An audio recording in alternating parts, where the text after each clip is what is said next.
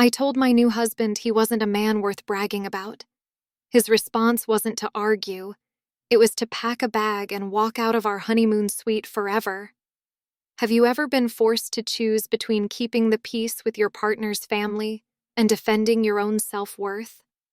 But before you judge me for the words that ended my marriage, you need to hear the story of the mother-in-law who spent a year trying to break me, and the man who stood by and watched her do it.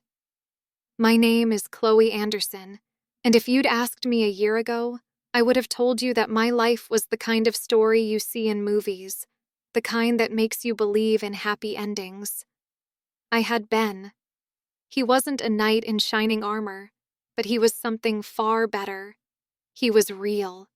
He was the man who'd bring me soup when I was sick, who could spend an entire Sunday with me building a ridiculously complicated Lego set, and whose goofy, unrestrained laugh was the soundtrack to my happiest moments. We had a life together in our cozy little apartment in Chicago, a life built on shared takeout menus, inside jokes, and the quiet, comfortable understanding that we were each other's home. The future felt like a warm, sunlit path, and at the end of it, I could just about picture a golden retriever we'd name Wrigley, and the easy, beautiful chaos of a family we'd build together. The engagement was everything I had dreamed of. Ben, my steady, practical Ben, had orchestrated a moment of pure magic under the glittering sprawl of the Centennial Wheel at Navy Pier. The winter air was crisp, smelling faintly of Lake Michigan and roasted nuts, and when he knelt, the entire world seemed to fade away until it was just his earnest, loving face, illuminated by 1,000 twinkling lights. Of course, I said yes, my voice choked with tears of pure joy. My family, who had loved Ben from the moment they met him, was ecstatic. I was so excited, so ready to become a part of his family, to weave my life into the tapestry of his. That was my first mistake. I thought I was just marrying Ben. I had no idea I was auditioning for a role in a dynasty, a role for which I would never be good enough in the eyes of its queen, his mother, Eleanor Sinclair. Our first official meeting as an engaged couple was not a casual dinner, but a summons. We drove out to Winnetka, a suburb where the houses don't just sit on lawns, they preside over them. Eleanor's home was a stately brick affair, a place of unnerving quiet and polished surfaces. The air inside was still and cool, smelling of dried hydrangeas and lemon oil, and every piece of furniture looked as if it had been placed by a curator. There were no candid family photos, no clutter of daily life. It was a museum dedicated to the idea of a perfect family. Eleanor greeted Ben with a hug that seemed both affectionate and possessive, her manicured hand lingering on his arm. Then her eyes, the cool, pale blue of a winter sky, landed on me. It wasn't a greeting. It was an appraisal. "So, Chloe," she said, her voice smooth and polished like the mahogany table beside her. "Ben has told me you work in public relations?" The way she said the words, with a slight, elegant pause, made my profession sound frivolous, like a hobby one takes up between social engagements. "That's right," I said, my own voice sounding jarringly normal in the silent room. "I'm a communications manager at a nonprofit downtown. We focus on children's literacy programs." I added the last part, hoping it would lend my career some weight, some substance she could approve of. One of her perfectly sculpted eyebrows arched by a fraction of a millimeter. "How noble," she pronounced, letting the word hang in the air between us. It was a verbal pat on the head, the kind you give to a child who has presented you with a clumsy drawing. She turned her gaze to her son, completely dismissing my presence. "Ben, darling, are you quite certain this is a financially stable career path for a future wife? For a Sinclair wife?" Ben, to his credit, immediately came to my defense, though his laugh was a little too quick, a little too nervous. Mom, Chloe is incredible at what she does. She's making a real difference, and her organization values her immensely. Eleanor waved a dismissive hand, a gesture that was both graceful and utterly condescending. Of course, dear. I'm simply thinking practically about the future. Ben has such a prominent and demanding career at his firm. He'll need a partner who can complement that. Someone who can manage the home, the social obligations. It's a full-time job in itself, you know. And there it was. The first shot fired in a war I didn't even know I was fighting. In one breath, she had reduced my career, my passion, to a quaint little hobby that I would eventually have to give up to serve her son and his family name. I sat there, smiling politely, while a cold knot of dread tightened in my stomach. I looked at Ben, hoping to see a spark of indignation in his eyes, but all I saw was the familiar, reflexive need to keep his mother happy. He just wanted everyone to get along. But I was beginning to realize that for Eleanor, getting along meant getting her way. The months that followed were a masterclass in subtle psychological warfare, with Eleanor as its seasoned general. Our wedding planning became her personal project, a stage on which she could direct a performance of her own family's superiority. Every decision I made was met with a gentle, smiling counter-suggestion, always framed as being in Ben's best interest. She insisted we visit her country club for the venue. The place was suffocatingly formal, with hushed carpets and oil paintings of stern-faced men on the walls. When the manager presented us with a quote that was nearly double our entire wedding budget, Eleanor didn't blink. "Oh, don't be silly," she'd said, turning to me as if I were a child worried about my allowance. "You can't put a price on creating the right impression. Think of it as an investment in your future. Ben's colleagues will be here. This is his world, Chloe. You'll need to get used to it." When I expressed my discomfort with taking on such a massive debt, she smiled thinly. "Well, dear, perhaps your parents could contribute their share?" She knew my parents were retired teachers. The jab was deliberate, a reminder of my more humble origins. Then came the dress. I found a gown that I fell in love with instantly. It was simple, elegant, made of flowing silk with delicate lace sleeves. It made me feel like myself, only more beautiful. I made the mistake of sending a picture of it to Eleanor, hoping for a moment of shared excitement. Her response came in a phone call. "It's very sweet, Chloe," she'd said, her tone implying it was something a teenager would pick for prom. "But is it really a Sinclair wedding dress? I always pictured Ben's bride in something more substantial. A statement piece. Have you considered a ball gown? Something with a bit more structure, a bit more gravitas."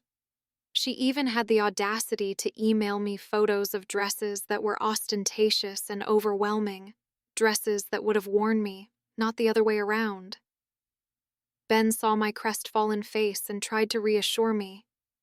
"She's just trying to help, honey. You know how she is about presentation." But his words felt hollow. He wasn't defending me. He was defending her. The bridal shower my friends threw for me was meant to be a refuge. It was held in a charming little tea room, filled with laughter, sunlight, and genuine affection. It was a perfect afternoon, until Eleanor made her grand entrance, arriving an hour late as if to signal that her time was more valuable than ours. She surveyed the room, her eyes flicking over my laughing friends and the pastel decorations with a tight, unreadable smile. "How quaint," she murmured to me, her voice low, but the judgment was loud and clear. She presented me with her gift, a single enormous box wrapped in heavy, expensive paper. Inside was an ornate, antique silver serving platter, so heavy I could barely lift it. It was beautiful, I suppose, in a cold, museum-like way. "It's a Sinclair family heirloom," she announced to the room, her voice resonating with importance. "It's been passed down through generations of Sinclair brides. I trust you'll take good care of it." The gift wasn't a welcoming gesture. It was a burden, a symbol of the heavy, suffocating tradition she expected me to uphold. It made my friend's thoughtful, personal gifts seem small and insignificant in comparison, which I knew was precisely her intention. Even my bachelorette weekend in Nashville, a trip I had been looking forward to for months as a final, carefree escape with my best friends, was not safe from her influence. The night before we were set to leave, Ben called me, his voice strained. "Honey," he started, hesitantly. "I was just on the phone with my mom." My heart sank. "She's just a little concerned about the trip. Nashville has a certain reputation. She thinks it might not be the best look for a future Mrs. Sinclair to be seen having a wild weekend so close to the wedding." I was speechless. A 30-year-old woman being admonished for going away with her friends via her fiancé by her future mother-in-law. "Ben, are you serious?" I asked, my voice dangerously quiet. "Does she think I'm going to do something to embarrass the great Sinclair name?" "No, of course not, Chloe," he said quickly. "She just worries, that's all. She wants everything to be perfect. Her idea of perfect is me sitting in a locked room until the wedding day," I snapped, the injustice of it all making me shake. "This isn't about her, Ben. This is my weekend with my friends. You need to tell her that." He sighed, a long, weary sound that told me everything I needed to know. "I'll talk to her," he promised, but we both knew it was an empty vow. He wouldn't challenge her. He never did. I went to Nashville, but a shadow hung over the trip. I felt like I was being watched, judged from afar, and the joy was tainted by the bitter resentment I felt towards both Eleanor and the man who refused to stand up to her for me. The final straw in this long campaign of attrition came 2 weeks before the wedding. We were at our apartment, surrounded by stacks of invitations and seating charts, the joyful chaos of wedding planning now feeling like a suffocating burden. Eleanor was there, ostensibly to help, but in reality, to supervise. As I was trying to figure out where to place my elderly aunt, Eleanor cornered me in the kitchen, a predatory glint in her eyes. "Chloe, dear," she began, her voice a conspiratorial whisper. "I've been giving some thought to the speeches at the reception." "Oh?" I said, bracing myself. "Yes, and I really think, for the sake of elegance and tradition, that it would be best if only Ben and his father spoke. You know, to keep things streamlined and dignified. The Sinclair family has a certain reputation to uphold. We wouldn't want things to become too emotional or long-winded." The audacity of it took my breath away. She wasn't just criticizing my taste or my friends anymore. She was trying to literally silence me and my entire family at my own wedding. She was erasing my side of the story, my history, my voice, deeming it unworthy of being heard. My father, a man who had adored Ben and was so looking forward to welcoming him into our family with a heartfelt toast, was being relegated to a silent spectator. That night, after she finally left, I confronted Ben. The tears I had been holding back for months finally streamed down my face. "I can't do this anymore, Ben," I choked out, my body trembling with a mixture of rage and profound hurt. "Your mother is systematically trying to erase me from our own wedding. She doesn't respect me. She doesn't respect my family. She doesn't even like me." Ben did what he always did. He held me. He murmured soothing words. He told me I was overreacting.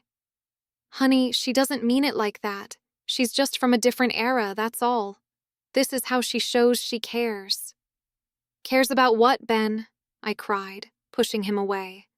Cares about her precious family name, her reputation, because she certainly doesn't care about my feelings. I am your future wife. When are you going to start acting like it? You have to talk to her. You have to put a stop to this. He looked at me, his face etched with a familiar, weary conflict. Okay, he said softly. Okay, Chloe. I will. I'll handle it. But I saw no conviction in his eyes. I saw a man who was terrified of confrontation, especially with the one person who held all the power over him. I knew, with a certainty that chilled me to the bone, that he wouldn't handle it. He would just hope it all went away. The morning of my wedding day, I woke up with a feeling not of joy, but of deep, gut-wrenching dread. As I stood in front of the mirror, my reflection a stranger in a beautiful white dress, I felt a profound sense of loneliness. I was about to marry the man I loved, but I felt like I was walking into a battle, alone and unarmed. The ceremony itself was a blur. I remember holding Ben's hand, his palm sweaty in mine, and seeing the love in his eyes as he said his vows. For those few precious minutes, standing at the altar, it was just us, and I allowed myself a flicker of hope. I thought, maybe, once we were legally bound, once it was done, the war would be over. Maybe Eleanor would finally accept me. How naive I was. The reception was her true stage, her coronation. She glided through the room like a queen in her own court, dressed in a shade of champagne that was dangerously close to white, her diamonds glittering under the chandeliers. During the cocktail hour, I saw her, always surrounded by a small clique of her friends, their heads bowed together in conspiratorial whispers, occasionally glancing in my direction with pitying smiles. Then came the speeches. Ben's father, a quiet man I genuinely liked, gave a short, kind toast. Then Ben spoke, and his words were beautiful, a heartfelt tribute to our love story. I felt my heart swell, thinking, this is it. This is what matters. Then, Eleanor picked up the microphone. A hush fell over the room. Her speech began with a saccharine tribute to her wonderful son. But it quickly devolved into a long, meandering monologue about the Sinclair legacy. She spoke of Ben's prestigious boarding school, his Ivy League education, his rapid ascent at his firm. She name-dropped influential family friends and recounted anecdotes from Ben's childhood that were designed to highlight his superior upbringing. It was less of a wedding toast and more of a keynote address at a conference for her own ego. She mentioned my name only once, a footnote in the grand saga of her son. And of course, she said, her eyes finding mine across the room with a look of magnanimous condescension. We are so pleased to welcome Chloe into our family. It's a significant transition, joining a family with such a rich history, but we have every confidence that she will learn and grow into the Sinclair way of life. The humiliation was a physical thing. It washed over me in a hot, sickening wave. She hadn't just insulted me. She had publicly declared me a project, a fixer-upper, an outsider who needed to be remade in her image. I looked at my parents, who were staring at their plates, their faces tight with confusion and hurt. I looked at my friends, who were shooting me looks of disbelief and outrage. And I looked at Ben, who was smiling weakly, his hand gripping mine so tightly it hurt. But he said nothing. He did nothing. He just sat there and let it happen. Later, I was trying to catch my breath near the towering wedding cake when I found myself ambushed. Eleanor and her inner circle descended upon me, their smiles as sharp as broken glass. "Chloe, dear," Eleanor trilled, her voice loud enough for everyone nearby to hear. We were just having a marvelous chat about Ben's upcoming promotion. It will involve a great deal more international travel and socializing with some very important people. One needs a wife who can navigate those demanding social circles with grace, don't you agree? It's not something just anyone can handle. And that was it. The final, carefully aimed blow.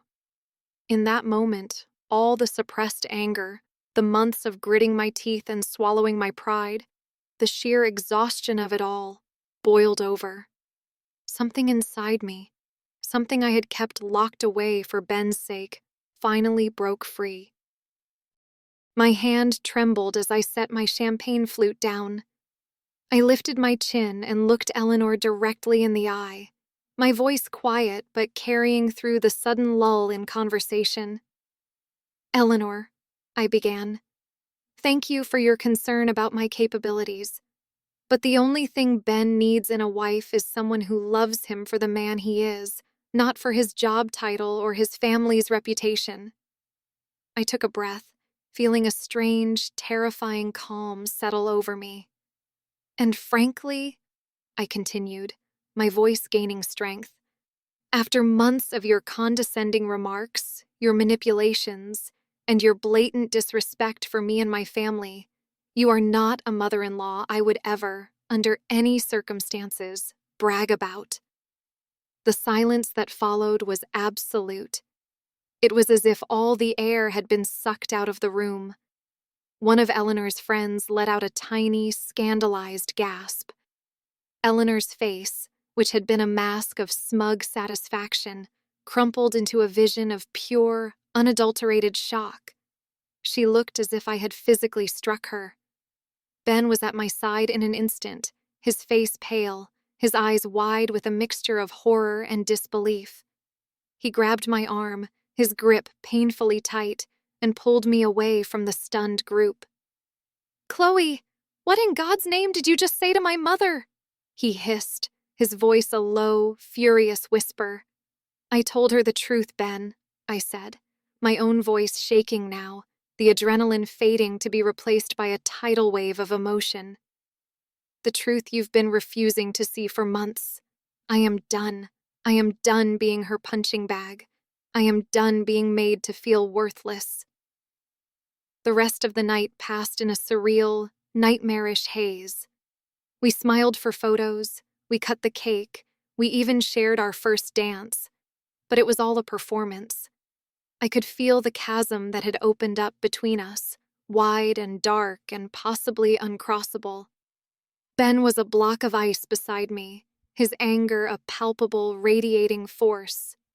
Eleanor, after recovering from her initial shock, adopted an air of tragic martyrdom, accepting sympathetic whispers from her friends and shooting daggers at me from across the room.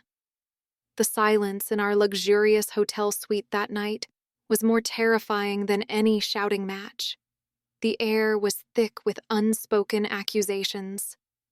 Ben paced the floor like a caged animal, his tuxedo jacket discarded on a chair, his hands repeatedly raking through his perfectly styled hair. "I just can't believe you, Chloe," he finally said, his back to me. "I cannot believe you would do that.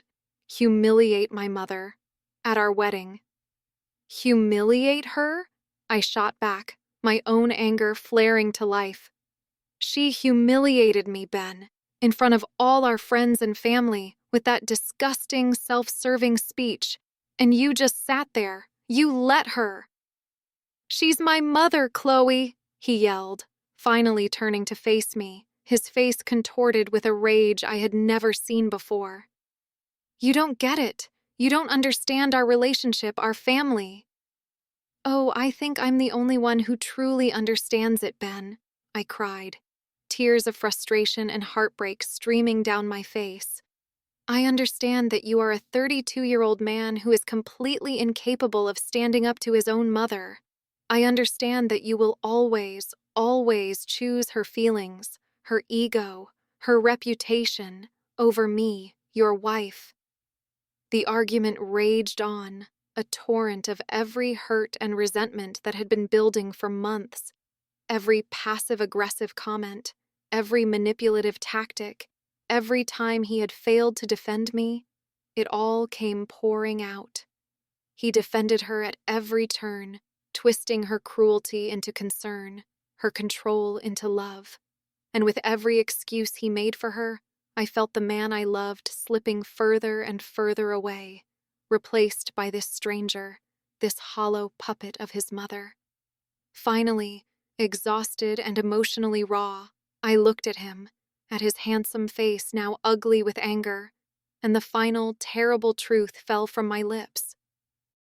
"You know, Ben," I said, my voice barely a whisper, "I love the man I thought you were.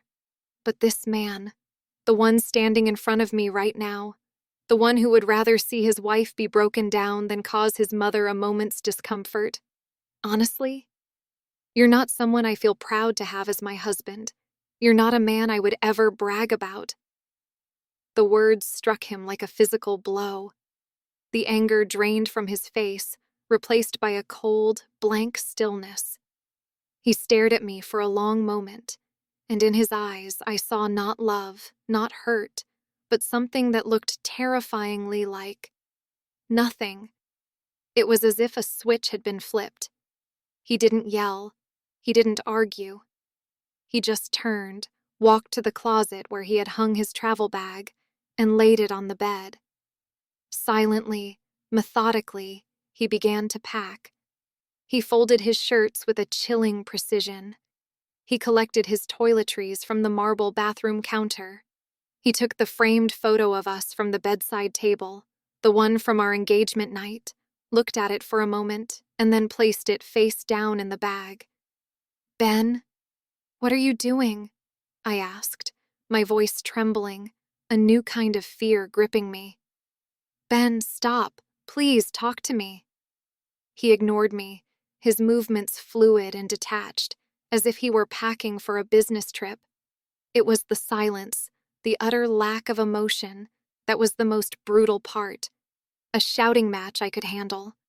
But this cold, deliberate erasure was devastating. He zipped the bag shut with a final, decisive sound.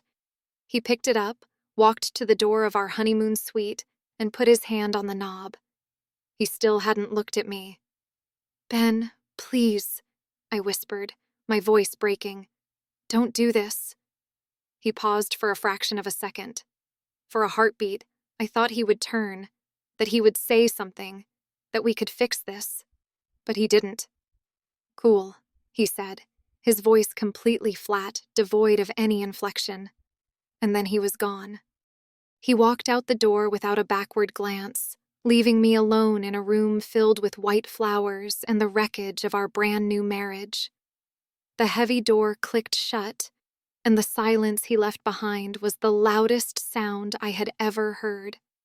The days that followed were a waking nightmare. I moved through a fog of disbelief and grief. I replayed that final argument 1,000 times, dissecting every word, every look. But the more I thought about it, the more a cold, hard clarity began to cut through the pain. The issue wasn't what I had said. The issue was that I had finally said anything at all. My crime wasn't disrespect. It was defiance. My friends were my lifeline. Emily, my maid of honor, showed up at my door the day after I got back to Chicago, her face a mixture of fury and concern. "He did what?" she'd breathed, after I'd managed to choke out the story. "Chloe, that is monstrous. You didn't just dodge a bullet. You escaped a firing squad. His mother is a first-class narcissist, and he is her willing accomplice." My family surrounded me with a wall of unconditional love, their anger on my behalf a comforting balm on my raw wounds. Slowly, painfully, I began to put the pieces of my life back together. The divorce was swift and clinical. Ben communicated only through his lawyer. I never heard from him, or from Eleanor, again. It was as if my entire existence in their lives had been redacted. And while the cruelty of it stung, it was also a profound liberation. I was free. I didn't have to walk on eggshells anymore. I didn't have to shrink myself to make someone else feel powerful. I found a new apartment, a bright, sunny place with big windows that overlooked a leafy street, a space that was entirely my own. I filled it not with antique silver, but with comfortable furniture, colorful art, and shelves overflowing with books. One Saturday, on a whim, I walked into the local animal shelter. And there he was, a scruffy terrier mix with the most soulful eyes I had ever seen.